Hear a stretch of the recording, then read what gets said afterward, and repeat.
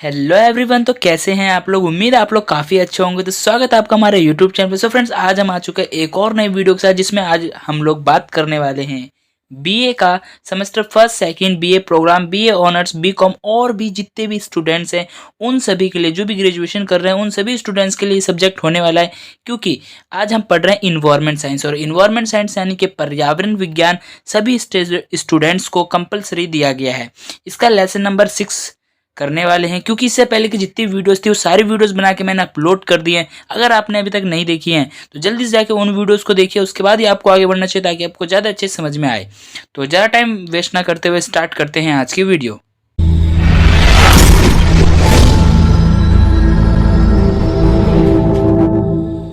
So friend, जैसे कि मैंने बताया, आज हम लोग पढ़ने वाले हैं लेसन नंबर 6। प्राकृतिक संसाधन में आता है हमारा जल संसाधन। आज हम जल संसाधन के विषय में पढ़ने वाले हैं या फिर एक्सप्लेन करने वाले हैं। ठीक है, तो बात करते हैं इसके परिचय से। हमारे पृथ्वी ग्रह को जल के कारण नीले ग्रह के रूप में जाना जाता है, जो इसकी सतह के 3/4 भाग को घेरता है। जो हमारी पृथ्वी जो हम है, पृथ्वी ग्रह को जल के कारण इसको नीला ग्रह कहा जाता है। क्योंकि जब हम अपनी पृथ्वी को सैटेलाइट से देखते हैं या ऊपर से आसमान की ओर से देखते हैं, तो ये क्या है कि पृथ्वी जो है पूरी, मतलब जो ग्रह है इसका, वो कैसा दिखाई देता है हमें? ब्लू ब्लू दिखाई देता है, ब्लू और ग्रीन टाइप में। तो ब्लू इसलिए दिखाई देता है क्योंकि हमारे पृथ्वी पर 3/4 भाग जो है वो पानी है। ठीक है, इसलिए वो ग्रीन दिखाई देता है। जल का हमारे ग्रह की संरचना और कार्य के विभिन्न पहलुओं पर एक उल्लेखनीय प्रभाव है, जिसमें महाद्वीप को आकार देना, हमारे जलवायु को संतुलित करना और जीवों को जीवित रहना शामिल है। यानी कि यहाँ पे जाकर जाकर हो गया, यहाँ पे आकार होगा। ठीक है, आकार देना, हमारे जो महाद्वीप है उनको सभी को आकार देना।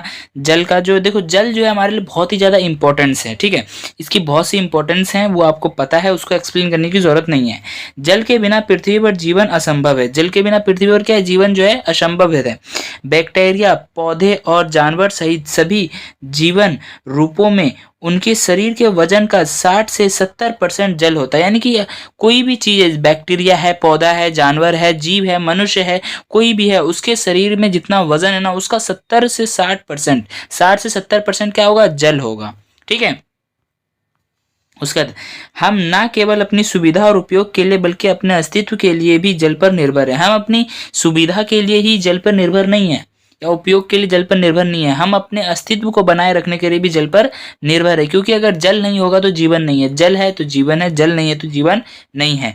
यह पारिस्थितिक तंत्र के स्वास्थ्य के लिए भी आवश्यक है। यह पारिस्थितिक तंत्र के स्वास्थ्य के लिए भी आवश्यक है। पारिस्थितिक तंत्र यानी जिसमें हम लोग निवास करते हैं, वो हमारा पारिस्थितिक तंत्र होता है। इसमें क्या है कि वातावरण को सही करना, जैसे कि गर्मी ज़्यादा हो रही है तो वर्षा से क्या होता है, मौसम जो है थोड़ा नॉर्मल हो जाता है। तो वर्षा कैसे होती है? जो समुद्र में जो जल है, जो पानी है, वो क्या होता है, सूर्य की किरणों की वजह से हीट होता है और वो वाष्प बन के ऊपर जाता है। वो फिर संघनित होकर बादल का रूप लेता है। बादल का रूप लेने के बाद वो वजन हो जाता है, फिर वो नीचे बरस जाता है कुछ टाइम में, जिसको हम वर्षा के रूप में जानते हैं। ठीक है, तो इसका क्या है, पारिस्थितिक तंत्र में भी इसकी आवश्यकता है। ठीक है, अगर वर्षा नहीं होगी तो हमारा जो वायु है, वातावरण है, वो साफ नहीं होगा, हाँ प्रदूषित रहेगा। ठीक है, और फिर कई सारी हमें समस्याओं का सामना करना पड़ेगा। ठीक है, पृथ्वी पर पर्याप्त जल है। पृथ्वी पर हमें पर्याप्त मात्रा में जल उपलब्ध है, लेकिन इसका अधिकांश भाग खारा है। यहाँ पे खा रहा नहीं होगा, खारा है, यानी कि नमकीन पानी है। ठीक है, समुद्री जल, और पीने, कृषि या अन्य उद्देश्य के लिए उपयुक्त नहीं है। जो पृथ्वी जो है, इस पे पर्याप्त मात्रा में जल तो है, लेकिन ये अधिकांश भाग जो है पानी का, वो क्या है, खारा पानी है, और ये पीने, कृषि योग्य या फिर मनुष्य के उपयोग के योग्य नहीं है। ठीक है, इतना समझ में आया? मुझे उम्मीद है इतना समझ में आया होगा। देखो, इतने से पेज में ही काफ़ी ज़्यादा मिस्टेक्स हुई है, तो फ्रेंड्स टाइपिंग मिस्टेक हो जाती है, उसके लिए मैं सॉरी बोलना चाहूँगा। ठीक है, तो अब बढ़ते हैं अपने आगे। देखो, शेष 3% ताजे जल की विशाल मात्रा को ग्लेशियर, आइस कैप्स और गहरी भूजल जलभृत के रूप में व्यवहारिक मानव पहुंच से बाहर कर दिया गया है। यानी कि जो हमारा शेष 3% है, जो 3% है, उसमें से भी कुछ हिस्सा ऐसा है जो कि विशाल मात्रा में ग्लेशियर यानी पहाड़ों पर फैली हुई है, आइस कैप्स यानी कि बर्फ वगैरह बनी हुई है, और भूजल के नीचे है, और जो हमारी पहुंच से बहुत ही नीचे है। ठीक है, अब हमारा आता है नेक्स्ट टॉपिक है हमारा जल चक्र और जल का वितरण। अब हम पढ़ने वाले जो जल चक्र होता है वो जल चक्र किस तरीके से काम करता है और जल का वितरण या कैसे कैसे उसको बांटा गया है, विस्तृत किया गया है। ठीक है, जल 3 रूपों में उपलब्ध है। जो जल है वो कितने रूपों में उपलब्ध है? 3 रूपों में उपलब्ध है, ठोस, तरल और वाष्प। जल निरंतर पर्यावरण के माध्यम से समुद्र से वायुमंडल में, वायुमंडल से भूमि पर और जल चक्र के माध्यम से समुद्र में वापस आ जाता है। यानी कि मैं जल चक्र को आपको समझा देता हूँ, इसको हमने पढ़ा। देखो, जो जल है उसकी 3 रूप पाए गया है हमारे पृथ्वी, ठोस, तरल और वाष्प। ठीक है, ठोस कैसे है? बर्फ के रूप में है, ग्लेशियर के रूप में है। तरल जो हम यूज करते हैं पानी नॉर्मल, और वाष्प जब हम कोई चीज पानी को हीट करते हैं या उसको उबालते हैं तो उसमें से वाष्प निकलती है। वो जो भाप है, हमारी लोकल लैंग्वेज में उसे भाप बोलते हैं या फिर वाष्प है, वो हवा जो निकलती है उससे, वही क्या है? वो वाष्प यानी कि गैस के रूप में भी पानी उपलब्ध है। ठीक है, अब आता है बात जल चक्र की। किसकी बात आ जाती है यहाँ पे? ये यहाँ पे जल चक्र की। ठीक है, तो जल चक्र क्या है? देखो, पर्यावरण में निरंतर, निरंतर यानी हमेशा पर्यावरण के माध्यम से, यानी हमारे वातावरण के माध्यम से, सूर्य की किरणें के माध्यम से, यानी आप यहाँ पे वातावरण ही पर्यावरण ही ले सकते हैं। ठीक है, पर्यावरण के माध्यम से क्या होता है? जो समुद्र में जो जल है वो वायुमंडल में जाता है। वायुमंडल में कैसे आता है? सूर्य की किरणें पड़ती है, पानी हीट होता है, वो वाष्प के रूप में ऊपर जाता है, यानी कि वायुमंडल में जाता है, समुद्र से वायुमंडल में जाता है। वायुमंडल से क्या होता है? जब वो हवा में चले जाता है वहां पे ऊपर ऊपर जैसे जैसे जाते हैं ना, तो वहां पे क्या है? ठंड बढ़ती जाती है, ऑक्सीजन लेवल कम होता जाता है, तो पानी ऊपर जाके क्या होता है? जम जाता है, फिर वो बादल का रूप लेता है, फिर वो वायुमंडल सीधे कहाँ जाता है? भूमि पर आ जाता है। यही हमारा जल चक्र है। इसी के माध्यम से समुद्र में फिर क्या होता है? पानी वापस आ जाता है। जैसे मान लो, जैसे यहाँ से समुद्र है, ठीक है, यहाँ से पानी वाष्प बनकर ऊपर गया, यहाँ से सूर्य की किरणें हैं, यहाँ से पानी वाष्प बनकर नीचे गया। ठीक है, नीचे चला गया। नीचे जाने के बाद क्या होता है कि ये यहाँ पे बादल का रूप ले लेगा। क्या ले लेगा? बादल का रूप ले लेगा। जब ये बरसेगा तो ये कहीं भी गिरेगा। कभी वो हमारे क्या बोलते हैं, समुद्र के पास भी हो जाती है, और कभी इधर उधर भी हो जाती है। तो ज्यादा ज्यादा चांस वो छोड़ो, बह करके कहाँ जाएगा? वो लास्ट में नदी में जाएगा, नदी से कहाँ जाएगा? समुद्र में जाएगा। ठीक है, समझ में आया? ठीक है, जल चक्र से समुद्र में, जमीन पर, जल चक्र से समुद्र में, जमीन पर और वातावरण में जल के बीच संतुलन बना रहता है। जल चक्र जो चलता है इससे क्या होता है? समुद्र में, ठीक है, समुद्र में और जमीन पर और वातावरण में, तीनों में क्या है? जल का जो संतुलन है वो बना रहता है। अब समुद्र में और जमीन में कैसे संतुलन बना रहता है? देखो, समुद्र में जैसे जल है, ठीक है, ये मान लो समुद्र है, इसमें ये जल है, ठीक है, मान लेते जल है, ठीक है। तो जल है, जब देखो एक टाइम पे जब इसका यूज नहीं हो, क्योंकि देखो हम जल के, समुद्र के पानी को यूज तो करते नहीं, तो एक टाइम पे ऐसा होगा, ग्लेशियर है, गर्माहट की वजह से वो भी पिघल के बहती है, ठीक है, वो भी नदी नदी के माध्यम से क्या है? आ रही है हमारे समुद्र में। तो पानी का जब लेवल बढ़ जाएगा तो क्या होगा? बाढ़ आने की, प्राकृतिक आपदा जैसे आने की समस्या बढ़ जाएगी। ठीक है, तो समुद्र में क्या है कि पानी को हटना भी और वाष्प होना भी बहुत जरूरी है। ठीक है, उससे क्या होगा? जमीन पर भी इफेक्ट पड़ेगा। अगर अत्यधिक वर्षा हो जाएगी तो क्या होगा? सॉरी, अत्यधिक पानी हो जाएगा तो क्या होगा? बाढ़ आ जाएगी, बाढ़ की समस्या आ जाएगी और पूरा तहस नहस हो जाएगा। और जमीन पर कैसे? देखो, कहीं पर क्या होता है, खेती के लिए हमें पानी चाहिए होता है, वर्षा की जरूरत होती है। देखो, हम सिंचाई तो कर सकते हैं, ठीक है, लेकिन एक वर्षा का जो पानी होता है उसकी बात एक अलग होती है कि नहीं है? और वातावरण में बात करते हैं, वातावरण की, तो वातावरण जो हमारा आसपास है, आप दिल्ली में देख सकते हैं, बहुत ही ज़्यादा प्रदूषण है, बहुत ज़्यादा प्रदूषित हो जाता है। तो क्या है कि जो हमारा वातावरण, जो हमारी वायु है, उसको शुद्ध करने के लिए भी हम पानी का यूज़ करते हैं। तो अब हम छिड़काएंगे तो नहीं ना, वो क्या होगा? बादल से बारिश आएगी, बारिश के माध्यम से क्या होगा? जो हमारा पूरा आकाश है पूरा क्लीन हो जाएगा, नीट एंड क्लीन, साफ हो जाएगा, तो वातावरण भी साफ हो जाएगा। और इसी से क्या है कि हमारे वातावरण, जमीन और समुद्र के बीच में संतुलन यानी स्टेबिलिटी बनी रहती है। ठीक है, इतना क्लियर है? हाँ जी सर, बिल्कुल क्लियर है। इस तरह से जल चक्र पृथ्वी की सतह पर उपलब्ध जल के विभिन्न रूपों को आपस में जोड़ता है। ठीक है, पृथ्वी का लगभग 97.5% जल समुद्र में है। पृथ्वी पर देखो 100% में से 97.5% जल जो है किस में है? समुद्र में है। और इसमें उच्च मात्रा में घुले हुए लवण यानी कि नमक की मात्रा है। समुद्री जल घरेलू उपयोग, कृषि और उद्योग जैसे अन्य उपयोग उपयोग उपयोगी के लिए बहुत नमकीन है, यानी उपयोग के लिए नहीं है, बहुत ही ज्यादा नमकीन है समुद्र का पानी। क्योंकि आपको पता है कि कुछ नदी ऐसी है या कुछ समुद्र के हिस्से ऐसे जहाँ से क्या करते हैं हम लोग नमक निकालते हैं। नमक कहाँ से? समुद्र से आता है हमारा। तो सोच कितना ज़्यादा नमक है उसके अंदर, वो उपयोग में नहीं है। कितना पानी? 97.5%। ठीक है। अधिकतर ताज़ा जल आसान खपत के लिए अनुपलब्ध है। अधिकतर जो ताज़ा जल है वो आसान खपत के लिए नहीं, ईजिली हम उसका यूज़ नहीं कर सकते, अनुपलब्ध है। ठीक है। क्योंकि लगभग बढ़ते हैं अपने आगे टॉपिक पे। क्योंकि लगभग 1.97% जल ध्रुवीय या हिमालय बर्फ के रूप में जमी हुई है। किस पे जमी हुई है? देखो 97.5% जल किसके रूप में है? लवण के रूप में है। लवणीय जल है या खारा पानी है, समुद्र के जल में है। उसके बाद हिमालय बर्फ यानी कि ग्लेशियर बर्फ, आइस क्यूब के वगैरह कितना? 1.95%। ठीक है।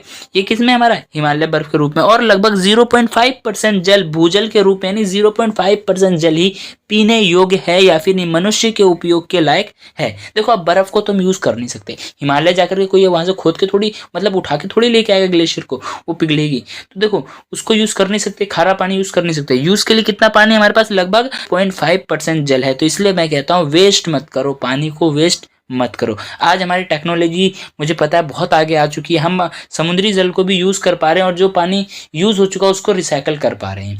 बट उसको रिसाइकल करने में भी हमें काफी ज्यादा खर्च आता है। तो प्लीज पानी को बचाओ, सेव वाटर। ठीक है। एक सीमित जलभृत को अर्टेशियन जलभृत के रूप में भी जाना जाता है। यह भूजल भंडारण क्षेत्र है जो दो अपरागम्य चट्टान के परत के बीच में स्थित है।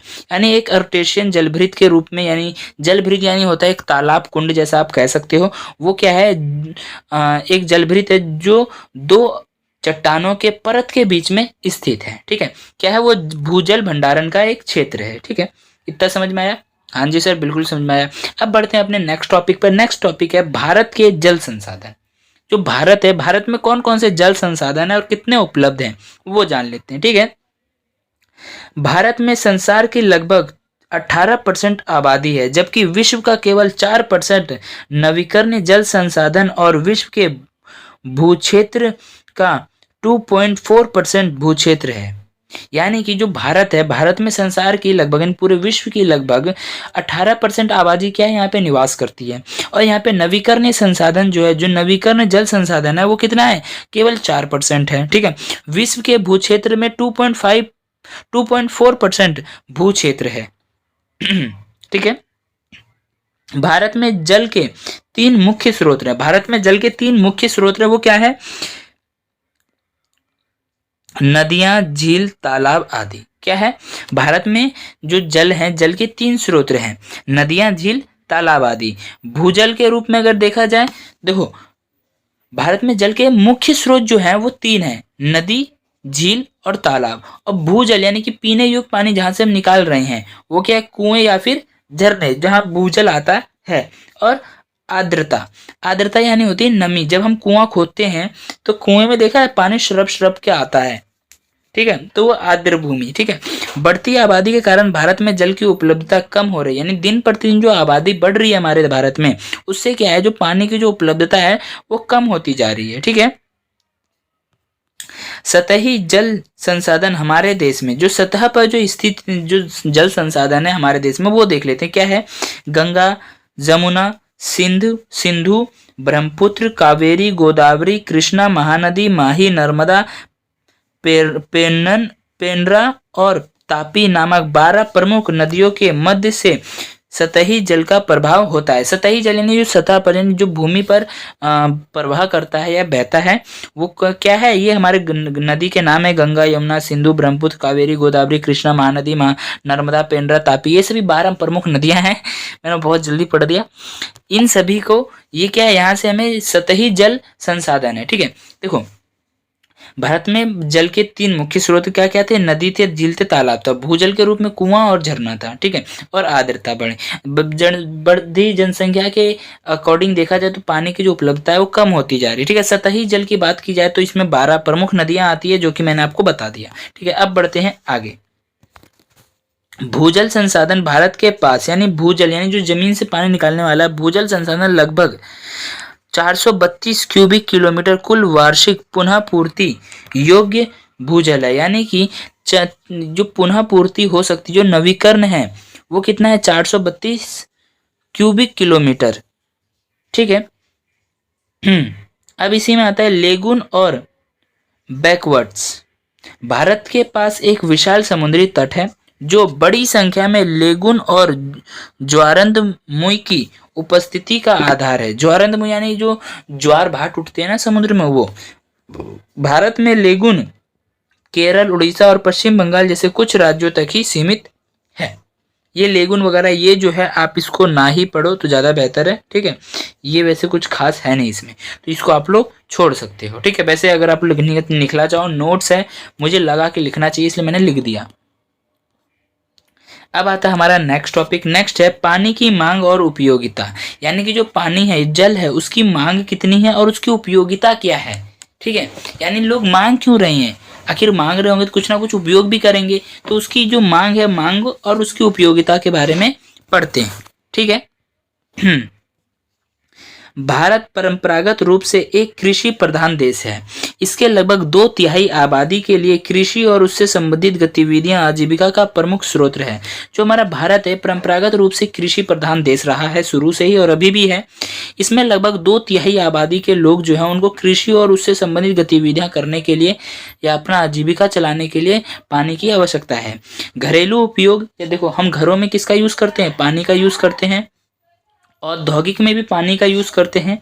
ऊर्जा तथा अन्य आवश्यकताओं के लिए भी जल की बड़ी मात्रा में आवश्यकता है। ऊर्जा में इसलिए है क्योंकि देखो, जब ज्वार भाट उठते हैं तो उससे क्या होता है कि टरबाइंस लगाई जाती हैं, जिससे कि बिजली उत्पन्न होता है, ऊर्जा उत्पन्न करते हैं हम लोग। ठीक है, तो हमें ऊर्जा उत्पन्न करने के लिए भी पानी की आवश्यकता है, जल की आवश्यकता है।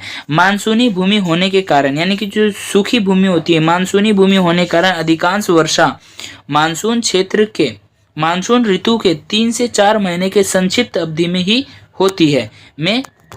ठीक है, इतना क्लियर है। अब बढ़ते हैं आगे। जनसंख्या में वृद्धि और बदलती जीवन शैली के कारण जल की खपत मौसम और समय के साथ नाटकीय रूप से बढ़ती जा रही है, बढ़ रही है।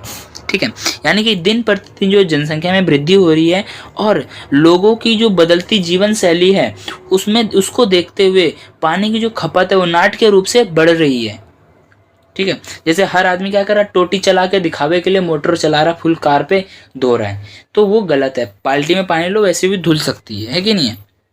भारत के 90% से अधिक जल की मांग कृषि के लिए है। भारत में 90% से अधिक जल की मांग किसके लिए है? कृषि के लिए है।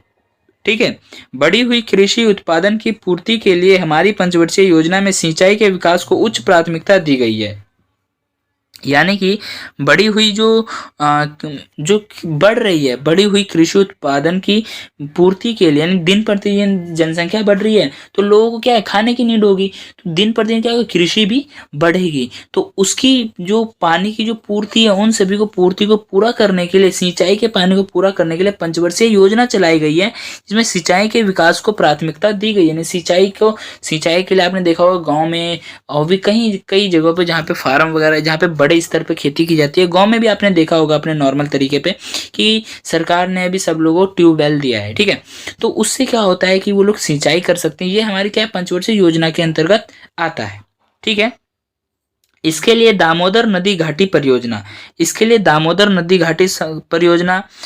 भाखड़ा नागल परियोजना, कोसी परियोजना, हीराकुंड बांध परियोजना, नागार्जुन सागर परियोजना, नर्मदा घाटी परियोजना, इंदिरा गांधी नहर परियोजना आदि जैसी विभिन्न बहुउद्देश्य नदी घाटी की जरूरतों को पूरा करने के लिए परियोजनाएं चालू की गई हैं, चलाई गई हैं। ठीक है, इन सभी से पानी आप ले सकते हैं और इनसे क्या है कि लोगों तक पानी पहुंचाया जा रहा है नहर के माध्यम से, और वो खेती कर रहे हैं, अपने खेतों में सिंचाई कर रहे हैं। ठीक है, जल किसी भी विकासात्मक प्रक्रिया के लिए आवश्यक है।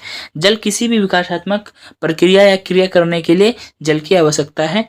जल से संबंधित सभी मुद्दों में जल की मात्रा और गुणवत्ता के बीच संबंध को ध्यान में रखा जाना चाहिए।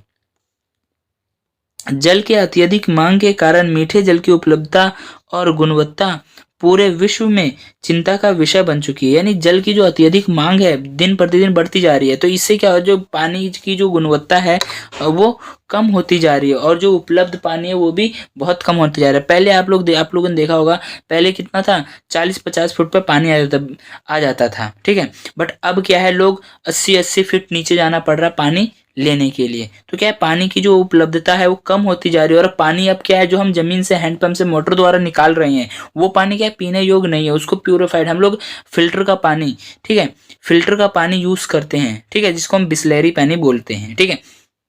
तो फिल्टर का पानी हम लोग यूज कर रहे हैं, वो पीने की योग्य पानी नहीं। इसका मतलब क्या है, जो मीठा पानी है ये एक बहुत बड़ा चिंता का विषय बन चुका है विश्व स्तर पर, ठीक है। एशिया में ताजे जल की उपलब्धता केवल 3,000 टन मीटर व्यक्ति वर्ष है। यानी कि एशिया में जो है, यानी एशिया महाद्वीप में ताजे जल की जो उपलब्धता है, जो ताजा जल उपलब्ध होता है एक व्यक्ति के लिए, कितना है, 3,000 टन मीटर व्यक्ति वर्ष। यानी एक वर्ष में 3,000 टन व्यक्ति वर्ष पानी की जो है एशिया में उपलब्ध है एक व्यक्ति पर, जो किसी भी महाद्वीप से बहुत ही ज्यादा कम है या सबसे कम है। खराब प्रबंधन के साथ तीव्र जनसंख्या वृद्धि ने जल संकट की स्थिति को जन्म दिया है। जो ये खराब प्रबंध है, खराब स्थिति है, बढ़ती जनसंख्या, इसने क्या है, जल संकट को जन्म दिया है, ठीक है। अब बढ़ते हैं अपने नेक्स्ट टॉपिक पर। नेक्स्ट टॉपिक आता है हमारा उभरती हुई जल संसाधन समस्याएं। यानी जो जो नई नई समस्याएं आती जा रही है जल संसाधन को लेकर के, वो देखते हैं क्या है। जनसंख्या में वृद्धि के कारण जल की उपलब्धता दिन पर दिन कम होती जा रही है। इसके अलावा कृषि, औद्योगिक और घरेलू अपशिष्टों को जल संसाधनों में मिलाने के कारण वर्तमान में उपलब्ध उपयोगी जल संसाधन गुणवत्ता के मामले में खराब हो रही है या खराब हो चुकी है, ठीक है। यानी कि जनसंख्या में वृद्धि के कारण जल की जो उपलब्धता है वो दिन प्रतिदिन क्या है, कम होती जा रही है। हम लोग क्या कर रहे हैं, कृषि कर रहे हैं, औद्योगिक कर रहे हैं और घरेलू, इनका जो भी कूड़ा कचरा जो अपशिष्ट निकलता है उसको कहाँ फेंक दे रहे हैं, नदियों में, जल में, पानी में, तालाब में। तो उससे क्या हो रहा है, जो पानी की जो गुणवत्ता है, जो पानी की उपलब्धता है वो खराब हो जाती है। अब जब मान लो कोई तालाब है, ठीक है, मैंने उसमें गंदगी, सब कूड़ा वूड़ा फेंक रहे, मैंने फेंका, तो मुझे अब सिंचाई के लिए पानी चाहिए, क्या मैं उस गंदे पानी को सिंचाई के लिए यूज कर सकता हूँ? नहीं कर सकता, वो पानी क्या है, खराब हो गया, ठीक है। जल की गुणवत्ता में गिरावट। अब देखते हैं कि जल की गुणवत्ता में गिरावट कैसे है। तो जल की गुणवत्ता जल की जैविक, रासायनिक और भौतिक मानक विशेषताओं को संदर्भित करता है। जल की जो गुणवत्ता है वो उसमें ये संदर्भित करता है पानी पीने योग्य कितना शुद्ध है, यानी जैविक, रासायनिक और भौतिक मानक विशेषताओं के संदर्भित करता है। विभिन्न उपयोगों को सहने के लिए जल की उपयोगिता का प्रतिनिधित्व करती है। यानी जितने भी हमारे उपयोग हैं उन सभी को उपयोगों को सहने के लिए क्या है, जल की उपयोगिता का प्रतिनिधित्व करती है।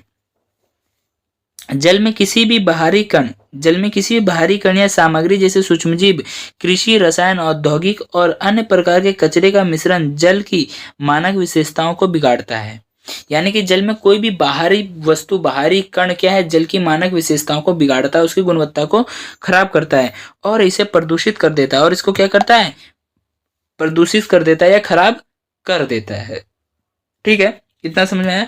अब बढ़ते हैं अपने नेक्स्ट टॉपिक पे, नेक्स्ट पॉइंट पे। नेक्स्ट पॉइंट हमारा, यह जल को मानव उपयोग के लिए उपयुक्त नहीं किया जा सकता। जो जल प्रदूषित हो चुका है, जो गंदा हो चुका है, वो उसको मानव उपयोग के लिए अनुपयुक्त है, वो मानव उपयोग में नहीं आ सकता है।